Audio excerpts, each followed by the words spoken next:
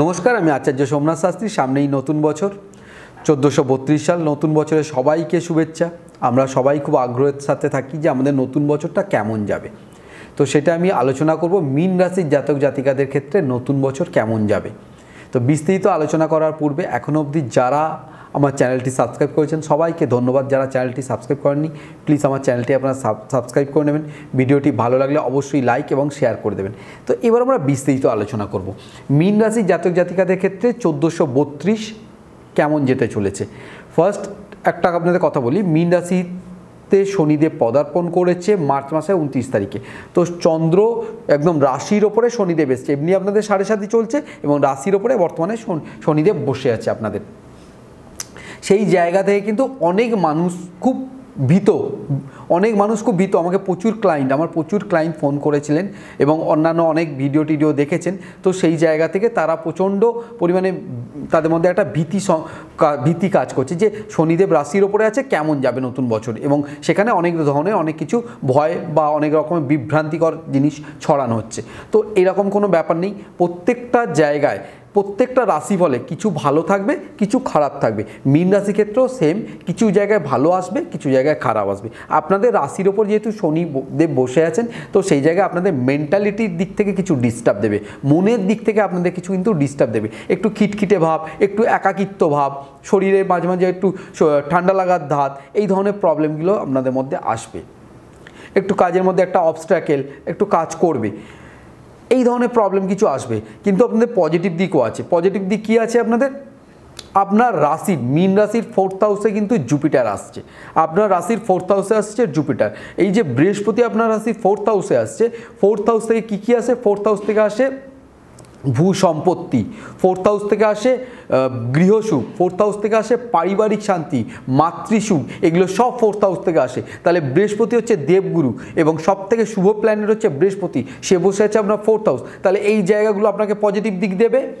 আপনার নতুন বছরে কোনো গৃহগত দিক, যে জায়গাটা কোনো ফ্ল্যাট আপনার হতে পারে, কোনো জমি হতে পারে, কোনো ধর্মীয় স্থানের কাছাকাছি আপনি জায়গা নিতে পারেন বা কোনো ধর্মীয় স্থানে আপনি ঘুরতে যেতে পারেন, এই ধরনের পজিটিভ দিক কিন্তু আপনাদের আছে।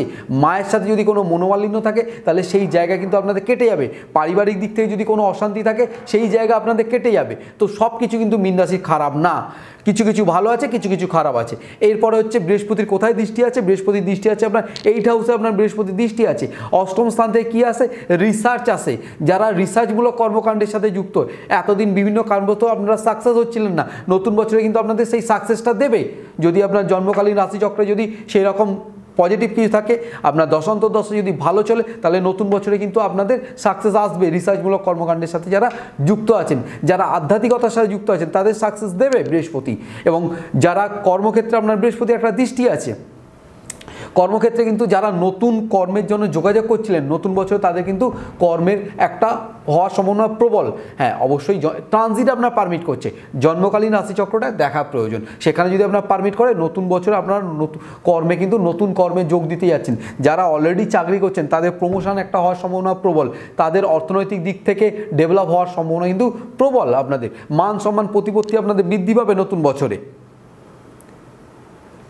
যদি আপনার দশান্তর্দশা যদি ঠিকঠাক থাকে, জন্মকালীন রাশিচক্র যদি ঠিকঠাক থাকে, তাহলে কিন্তু নতুন বছর আপনার মান সম্মান প্রতিপত্তি আপনাদের বৃদ্ধি পাবে, আপনাদের নতুন সম্পত্তি হবে। এই যে জায়গাগুলো বললাম, প্রত্যেকটা জায়গায় কিন্তু আপনারা পজিটিভ জিনিস আপনারা পাবেন। এরপরে কি আছে? নতুন বছরে আপনাদের রাহু বসে থাকবে দ্বাদশে। রাহু দ্বাদশে বসে থাকবে এবং বৃহস্পতির কিন্তু একটা দ্বাদশের দৃষ্টি থাকবে। সেই জায়গা থেকে আপনাদের হঠাৎ কোনো অর্থ ব্যয় করাবে। রাহু আপনাদের হঠাৎ কোনো অর্থ ব্যয় করাবে। রাহু যদি একা থাকতো বাজে কাজে ব্যয় করাতো, ওখানে বৃহস্পতির দৃষ্টি আছে যেহেতু, সেই কারণে আপনার বাজে কাজে টাকাটা ব্যয় হবে না। যে টাকাটা ব্যয় হবে সেটা গঠনমূলক কাজে ব্যয় হবে। আমি যে ধরনের বললাম, হয়তো একটা ফ্ল্যাট কিনলেন আপনি, সেখানে আপনার টাকা ব্যয় হলো, সেটা গঠনমূলক। আপনি একটা জমি কিনলেন, সেখানে আপনার টাকা ব্যয় হলো, সেটা হলো গঠনমূলক কাজে আপনার ব্যয় হবে। এবং কোনো মেয়ে হয়তো বিয়ে হচ্ছে না, টাকা পয়সা হবে, আপনি সেখানে টাকা দিয়ে আপনি বিয়ে তাকে করালেন। কোথাও মন্দির হচ্ছে, সেখানে আপনি টাকা ডোনেশন করলেন, এই ধরনের কাজে কিন্তু ব্যয় হবে। কারণ বৃহস্পতি আপনার দৃষ্টি আছে, সেখানে শুভ কাজে আপনার ব্যয় হবে টাকা পয়সা। এরপরে আর কি আসবো আমরা? আপনাদের একটা দৃষ্টি আছে, শনিদেবের একটা দৃষ্টি আছে কোথায়? আপনার বিবাহের জায়গায় একটা দৃষ্টি আছে। তো সেই জায়গাতে যারা এই বছরে মানে বিয়ে থা করার চিন্তা ভাবনা করছিলেন, আপনাদের কিন্তু একটা অবস্ট্যাকেল আসার সম্ভাবনা প্রবল। বা যাদের দেখাশোনা চলছে, মীন রাশি জাতক জাতিকাদের কথা বলছি, যাদের দেখাশোনা চলছে দেখবেন লাস্ট মুহূর্তে গিয়ে কোনো না কোনো একটা কারণবশত দেখাশোনা কেটে যাচ্ছে, যোগাযোগ আসছে কিন্তু কেটে যাচ্ছে কোনো না কোনো কারণবশত। তো যাদের বিয়ের হয়তো তারিখ পুরো ঠিক হয়ে আছে, কোনো একটা রিজনে সেই বিয়েটা হয়তো ভেস্তে গেল, এই ধরনের প্রবলেম কিন্তু নতুন বছর আপনাদের হতে পারে।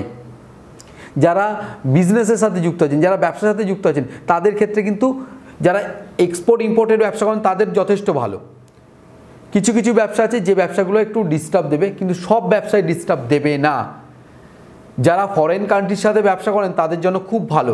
যারা হোয়াইট দ্রব্যের সাথে ব্যবসা করেন, হোয়াইট দ্রব্যের ব্যবসা করেন, চালের ব্যবসা অনেকে করেন, এই ধরনের যে সমস্ত চিনির ব্যবসা, সাদা দ্রব্যের, ময়দার ব্যবসা যারা এই ধরনের করেন তাদের জন্য কিন্তু খুব ভালো নতুন বছর আপনাদের। যারা হচ্ছে আপনারা কয়লার ব্যবসা করেন বা লোহার ব্যবসা করেন তাদের জন্য নতুন বছর খুব ভালো, তাদের প্রচণ্ড গ্রোথ দেবে বিজনেসে। তো সব কিছু খারাপ কখনো নয়। তো এই জায়গা থেকে হ্যাঁ, শনিচন্দ্র একটা যেহেতু এক রাশির মধ্যে বসে আছে, এটাকে বীজযোগ বলা হয়। একটা অবস্ট্রাকেল কাজ করবে, একটা মানসিক অশান্তি কাজ করবে, শরীর নিয়ে মাঝে মধ্যে ডিস্টার্ব দেবে, তা বলে এই নয় যে একদম মানে খুব খারাপ যে সিচুয়েশানে চলে যাবে। আর আপনার 6th হাউসে একটা কেতু বসে আছে, 6th হাউসের থেকে আসে রোগ ঋণ রিপু আসে 6th হাউস থেকে, সেখানে কেতু বসে আছে। তো এই যে জায়গাটা কেতু বসে আছে, কেতু এখানটা কিন্তু একটু ডিস্টার্ব দেবে, একটু আপনার গুপ্ত শত্রু বাড়াবে। আপনার যখন ডেভেলপ হবে তখন তো অটোমেটিক্যালি আপনার গুপ্ত শত্রু বাড়বে। কেতু ওখানে বসে আছে, আপনার কিছু গুপ্ত শত্রু বাড়বে, যারা আপনার ব্যাক সাইডে ক্ষতি করবে, সামনে আপনার সাথে খুব ভালোভাবে বিহেভিয়ার করবে। এই ধরনের মানুষের সাথে কিছু হয়তো আপনার ধার দেনা হয়ে যেতে পারে, কারণ আপনি নতুন কিছু অ্যাসেট করতে গেলে একটু ধার দেনা হতেই পারে। 6th হাউসে কেতু বসে আছে, কিছু আপনার ধার দেনা করে দিতে পারে। তো যাই কিছু হোক না কেন, এটা আপনাকে পজিটিভ দিকে কিন্তু ধার দেনা হলেও আপনার পজিটিভভাবে আপনাকে ধার দেনা করাবে, মানে গঠনমূলক কাজে আপনাকে ধার দেনা করাবে। তো সেই জায়গা থেকে মীন রাশি, হ্যাঁ শনি 7.5 চলছে, রাশির ওপর শনি আছে, ঠিক আছে, কিন্তু তা বলে এতটাও খারাপ না যতটা ভাবে হাইলাইট করা হচ্ছে। তো নতুন বছর সবার খুব ভালো কাটুক, আপনাদের সবাই নতুন বছর খুব আনন্দ সহকারে কাটান। ভিডিওটি ভালো লাগলে অবশ্যই লাইক এবং শেয়ার করে দেবেন। কোনো অসুবিধা হলে আমার স্ক্রিনে নাম্বার আছে, অবশ্যই আমাকে ফোন করবেন। তো সবাই ভালো থাকুন, সবাই সুস্থ থাকুন। ভিডিওটি ভালো লাগলে অবশ্যই লাইক শেয়ার করে দেবেন। নমস্কার।